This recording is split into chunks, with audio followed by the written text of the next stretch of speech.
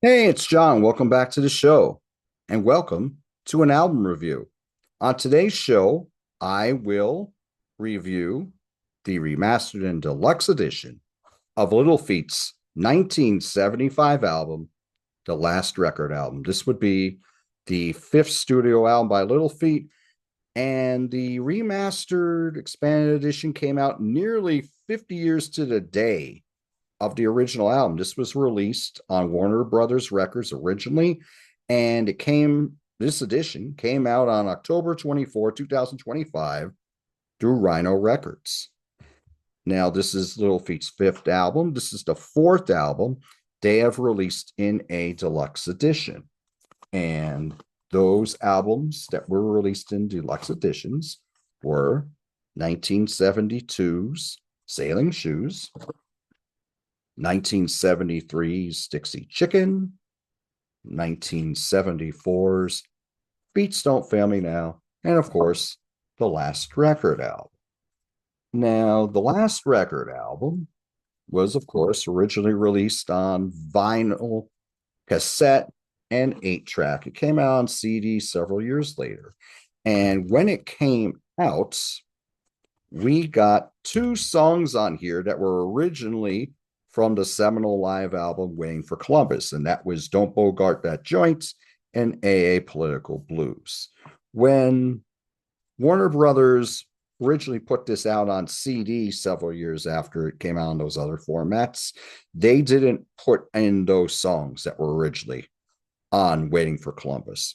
Fortunately, that would be rectified by Rhino in 2002 when they put out a 2-disc edition of Waiting for Columbus, and we got the whole concert that night in the order that the songs were played, along with several other songs that were recorded over that shows that didn't make the original cut of the album.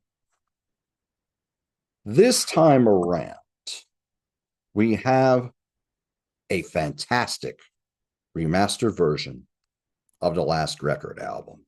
We got 4 discs here, whereas on the remastered versions of Dixie Chicken and Sailing Shoes, we got a second disc of rare tracks, bonus tracks, demos, alternate tracks, and we got some live cuts.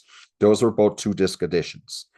On the version of Feats Don't Fail Me Now, we got a 3-disc edition, and we got more of the same. We just got it on 2 discs.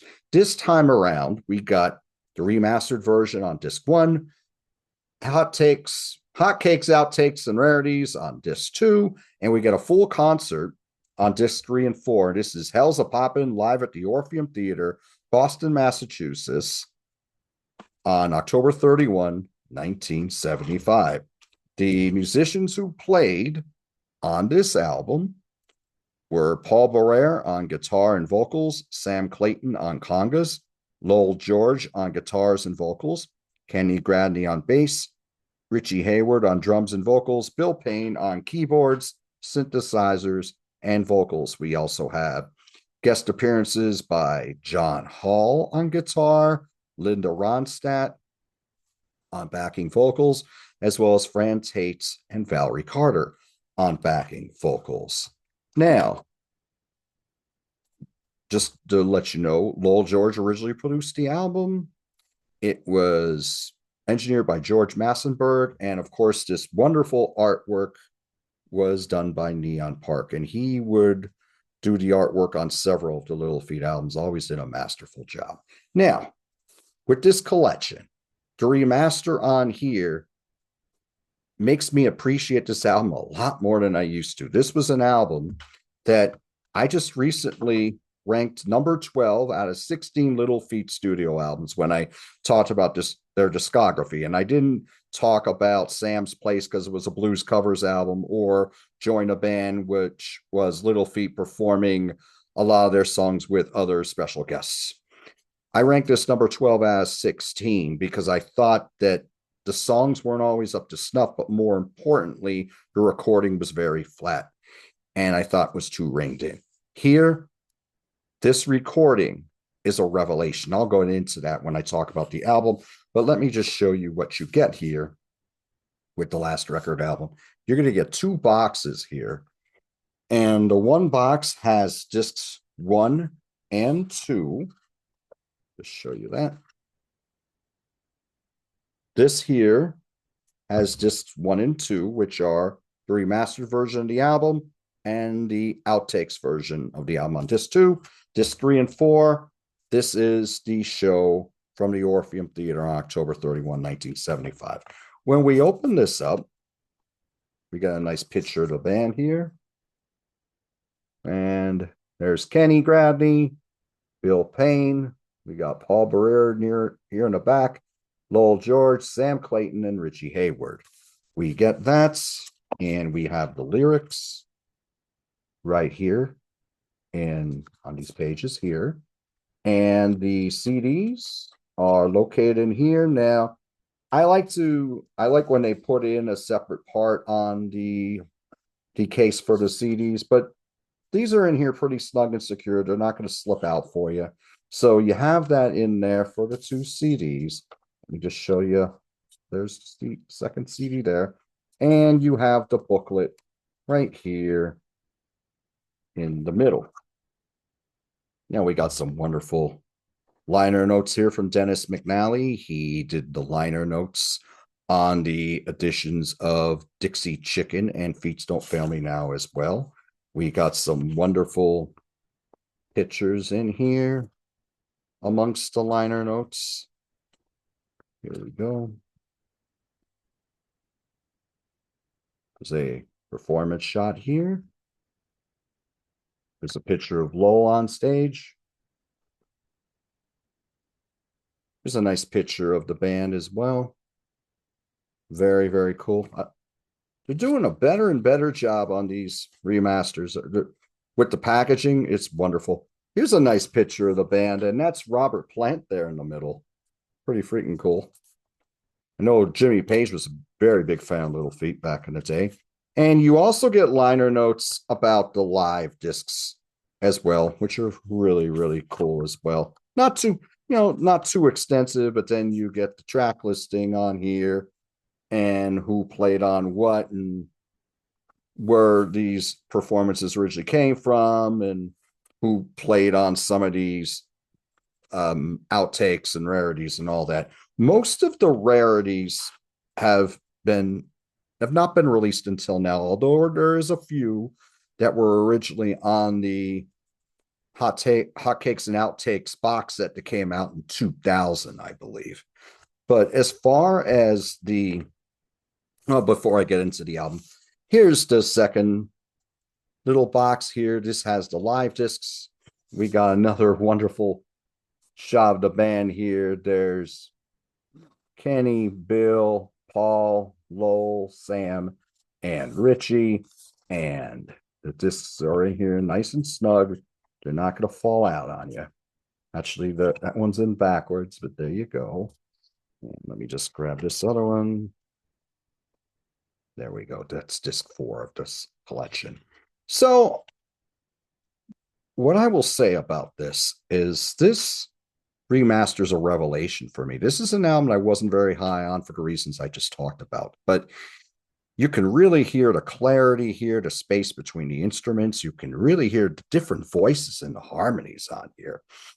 The keyboards from Bill Payne, which I thought sounded a little muffled, really shine on here, whether he's playing the organ, the piano, or the synthesizers. But what really stands out on here is that monster rhythm section of Kenny, Sam, and Richie. Richie in particular. You really hear Richie strong on this album.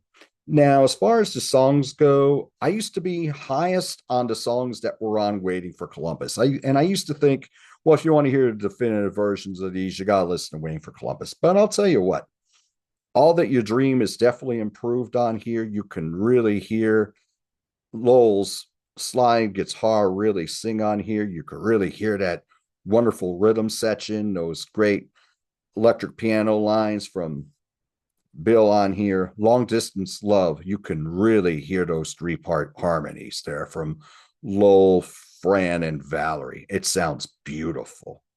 excellent work on that. One Love Stand, that guitar, that slide guitar from Lowell really sounds good.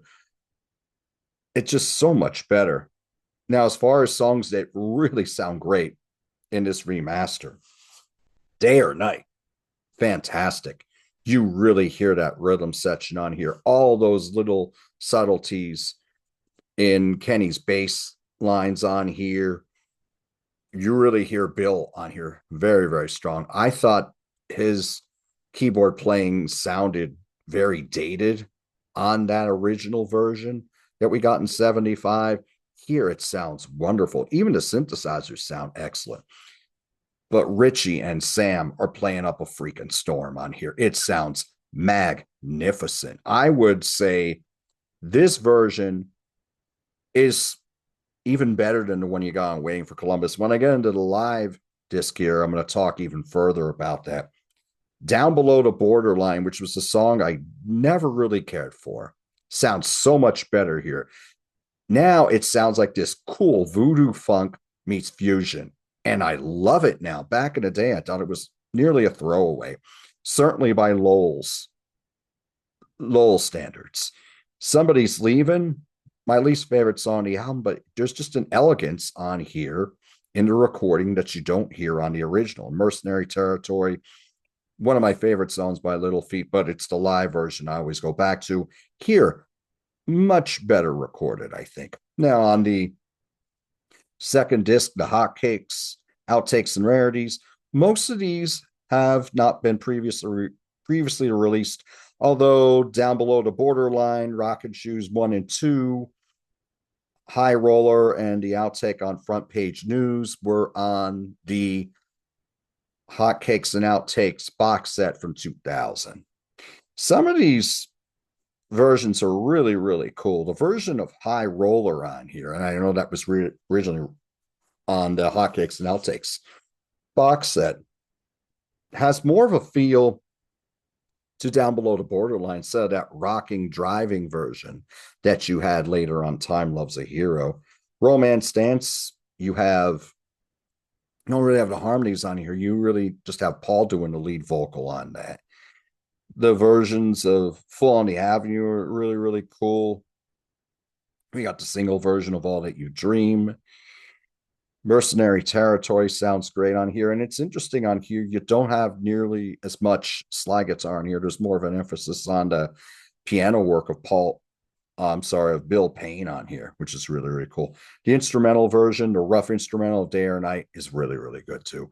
A lot of times I'm not really high on the outtake CDs. A lot of it doesn't really work for me, but there's a lot of interesting stuff on here. Now, if we go into discs 3 and 4, which are part of the Orpheum Theatre show, October 31, 1975, this is a kick-ass show.